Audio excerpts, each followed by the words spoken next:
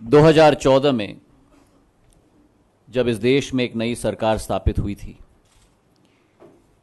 तो लोगों के लिए एक नई आशा का किरण पिरोने का काम, सपनों पिरोने का काम भाजपा ने किया था। जन जन आशान्वित नजरिए से इस नई सरकार को देख रहा था कि यह सरकार किसानों के लिए, महिलाओं के लिए, नौजवानों के लिए, समाज के हर वर्ग के लिए कुछ नया करके दिखाएगा।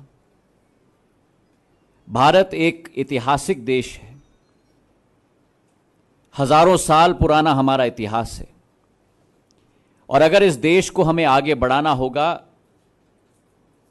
तो एक सांप्रदायिक सद्भाव की नींव पर, एक उदार विचारधारा की नींव पर, एक धर्मनिरपेक्षता की नींव पर इस देश की आर्थिक क्षमता को विश्व पटल पर हमें उजागर करना होगा। लेकिन पिछले 3 सालों में अच्छे दिनों के सपने पिरोकर जिस तरीके से इस देश के हर नागरिक के जीवन को असहाय के रूप में तब्दील सरकार ने कर दिया है, उसके आधार पर आज इस देश की 125 करोड़ जनता बुरे दिन से अच्छे दिन में तब्दील करने की आशा और सपनों को चूर चूर करके सरकार ने छोड़ दी। असहिष्णुता का माहौल आज पूरे देश में निर्मित है, और अगर कोई व्यक्ति या कोई दल या कोई नेता इस पर चर्चा करे तो उसे देशद्रोही का दर्जा दिया जाता है। यह सरकार सिखाने की कोशिश करती है कि क्या खाया जाए, क्या सीखा जाए, क्या पढ़ा जाए, क्या पहना जाए। एक रेजिमेंटेड सोच विचारधारा के आधार पर यह सरकार अपनी नीति आगे बढ़ाने की कोशिश करती है। एंटी रोमियो स्क्वाड्स का गठन, जहां हर एक व्यक्ति के साथ पूछताछ की जाए, उसे परेशान किया जाए, यही इस सरकार की विचारधारा और नीति रही है। और सबसे आश्चर्यजनक की बात है जो आज इस वीडियो पे भी हमने देखा कि जिस तरीके से एक दलित विरोधी सोच विचारधारा आज पूरे देश में सरकार और उसके नुमाइंदों ने उत्पन्न किया है, जहां एक तरफ बाबा साहब अंबेडकर की जयंती मनाने के लिए एक विशेष सत्र बुलाया जाता है, मऊ में कार्यक्रम किया जाता है, लंदन में अंबेडकर भवन खोला जाता है, लेकिन दिन प्रतिदिन इस देश के करोड़ों दलित भाइयों और बहनों के साथ अत्याचार किया जाता है और यह सरकार मूक दर्शक के रूप में देखती रह जाती है। मेरे प्रदेश में 50 दलित परिवारों ने इच्छा मृत्यु की गुहार लगाई है, लेकिन कोई सुनने के लिए तैयार नहीं। प्रधानमंत्री मेरे प्रदेश में जाते हैं विश्व आदिवासी दिवस पर, और विश्व उन्मूलन दिवस के पोस्टर्स निकाले जाते हैं। ये एक आदिवासी मुक्त भारत चाहते हैं, एक दलित मुक्त भारत चाहते हैं।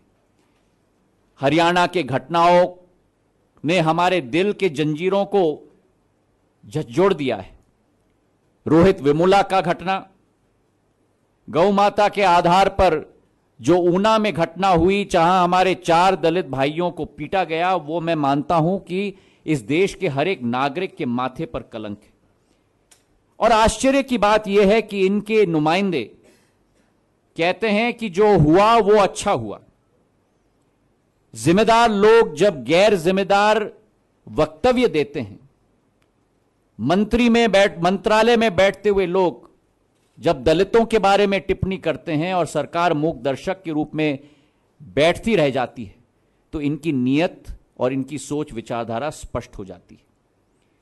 मनमोहन वैद और मोहन भागवत कहते हैं कि आरक्षण समाप्त करना है, तो ये एक दलित मुक्त भारत और एक आदिवासी मुक्त भारत चाहते हैं।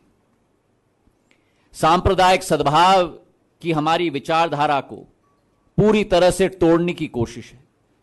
चाहे लव जिहाद की बात करो, चाहे घर वापसी की बात करो, चाहे कैराना की हादसा की बात करो, चाहे सहारनपुर में आजकल हर दिन जो घटनाएं हो रही हैं वो हमारे सामने हैं, चाहे दादरी, ऊना या अलवर में भी पहलू खान के साथ जो घटना हुई है, मैं मानता हूं कि यह देश की उदार विचारधारा के ऊपर एक बहुत बड़ा कलंक है।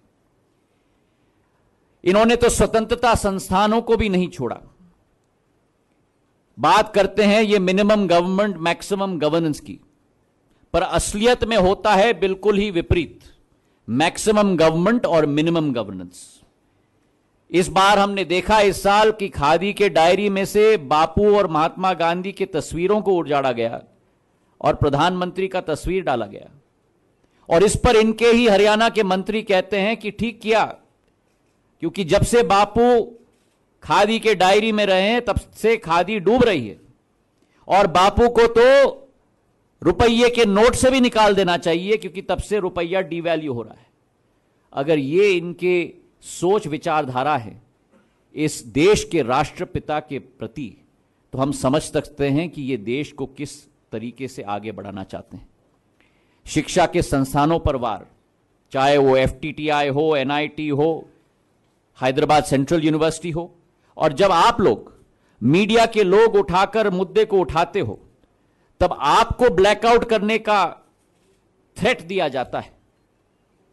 यही नहीं, लेकिन RBI जैसी संस्था जो इस देश में एक स्वतंत्र संस्था हम मानते हैं, वह आज सरकार की उंगलियों पर नाच रही है। प्लानिंग कमीशन जिसने 60 सालों से इस देश की आर्थिक नीति बनाई, आज वो बम्पर लॉटरी और ड्रॉ की आर्किटेक्ट बन चुकी है। और यही नहीं, लेकिन अगर आंतरिक सुरक्षा का मामला अगर हम देखें तो जहां कश्मीर में पिछले जुलाई से आग लग रही है, नौजवान सड़क पर आ चुके हैं, और बदले में प्रधानमंत्री कहते हैं कि हमें किसी से कश्मीर के बारे में सीख लेने की जरूरत नहीं है। और यही एक मैरिज ऑफ कन्वीनियंस की शादी जो PDP और BJP के बीच में है, उसी के बदौलत आज जो कश्मीर में स्थिति हो चुकी है। क्या हमारे नौजवान कश्मीर में अमन चैन का वातावरण का हक उनका नहीं होता? कौन सा कदम यह सरकार उठा रही है उनके विकास के लिए, उनकी प्रगति के लिए, उनके लिए रोजगार उत्पन्न कराने के लिए? पठानकोट के हमले के बाद जब जनरल फिलिप कैंपोज ने अपने सुझाव दिए थे कि आज भी 3000 ऐसे कैंप्स हैं आर्मी के जो असुरक्षित हैं, 2000 करोड़ रुपए का आवंटन होना चाहिए, आज तक 1 रुपया खर्च नहीं हुआ। और इतनी भी घटनाओं के बाद एक भी चर्चा विपक्ष के साथ नहीं। मुझे याद है कि जब घटना हुई थी, जब हम लोग सरकार में थे, उस समय प्रधानमंत्री मनमोहन सिंह और national security adviser Shivshankar Menon ji ने अरुण जेटली जी और सुषमा स्वराज जी से चर्चा की थी। लेकिन आज एक तरफा सरकार, एक सोच, एक विचारधारा, एक ही अंग्रेजी कहावत है कि इट इज माई वे और इट इज द हाईवे। नक्सलवाद की जब हम बात करें, जो बढ़ोतरी नक्सलवाद में हुई है पिछले 3 वर्षों में, भेजी की घटना हुई है जहां 12 हमारे CRPF के जवान ने अपने जीवन की आहुति दी, सुकमा की घटना जहां 35 जवानों ने अपनी जीवन की आहुति दी। लेकिन हर बार जब घटनाएं होते हैं, चाहे सीमावर्ती इलाके पर, चाहे आतंकवादी घटनाएं, जहां हमारे जवान फौज के या CRPF के अपने जीवन की आहुति देते हैं, तो ये कहते हैं कि मुंह तोड़ जवाब देंगे, लेकिन कदम कहीं नहीं दिखता इस सरकार की। UPA सरकार ने कई स्कीम्स निकाले थे, वन अधिकार अधिनियम निकाला था, इंटीग्रेटेड एक्शन प्लान निकाला था, बैकवर्ड रीजन ग्रांट फंड निकाला था नक्सलवादी क्षेत्रों की विकास और प्रगति के लिए, लेकिन इन सब पर पूरी तरह से पाबंदी लगा दी है। और जहां तक विदेश नीति की हम बात करें, मौसम की तरह इस सरकार की विदेश नीति बदलती रहती है। एक तरफ कहते हैं 56 इंच की छाती पाकिस्तान को हम दिखाएंगे, और दूसरी तरफ सारी शॉल की डिप्लोमेसी होती है, और शादी में अपनी उपस्थिति दर्ज करने के लिए वे वहां पहुंच जाते हैं। आज सबसे महत्वपूर्ण मुद्दा है कि पाकिस्तान के विरुद्ध हम कौन से कदम उठा रहे हैं। क्या मोस्ट फेवर्ड नेशन की जो ट्रीटी है उसे हम वापस नहीं ले सकते? क्या उनको एक आतंकी देश के रूप में विश्व पटल पर उजागर नहीं कर सकते? लेकिन इनकी कथनी और करनी में जमीन आसमान का फर्क है। सीमावर्ती इलाके पर संघर्ष विराम उल्लंघन, पिछले 3 वर्षों में 200 से अधिक हमारे जवानों ने अपने जीवन की आहुति दी है।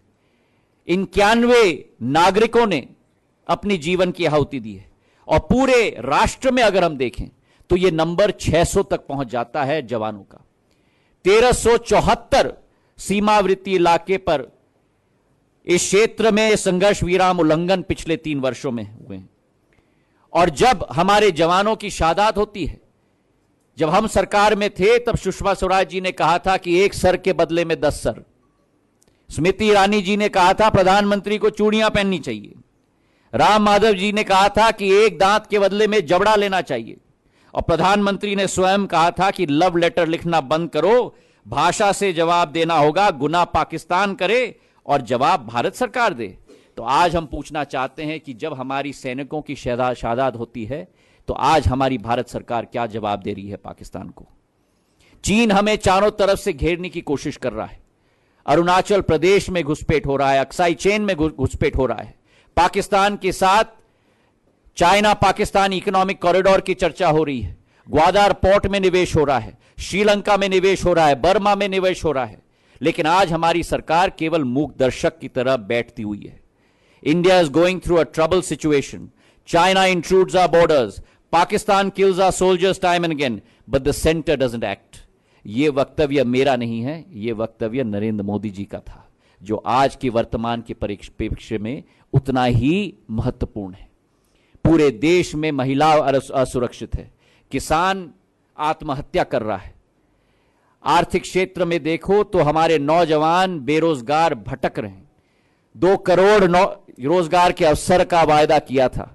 पिछले 3 साल के आंकड़े आप देखो तो 2014 में केवल 4,90,000 रोजगार के अवसर, 2015 में केवल 1,35,000 और पिछले वर्ष केवल 1 लाख रोजगार के अवसर उत्पन्न हुए हैं। तो आज मैं पूछना चाहता हूं, देश की जनता जवाब चाहती है, देश की जनता अकाउंट चाहती है, देश की जनता इस असहिष्णुता के माहौल से मुक्ति पाना चाहती है। और अच्छे दिन कब आएंगे, ये प्रश्न देश की जनता करना चाहती है। 3 साल देश बेहाल, यही है भाजपा का कमाल।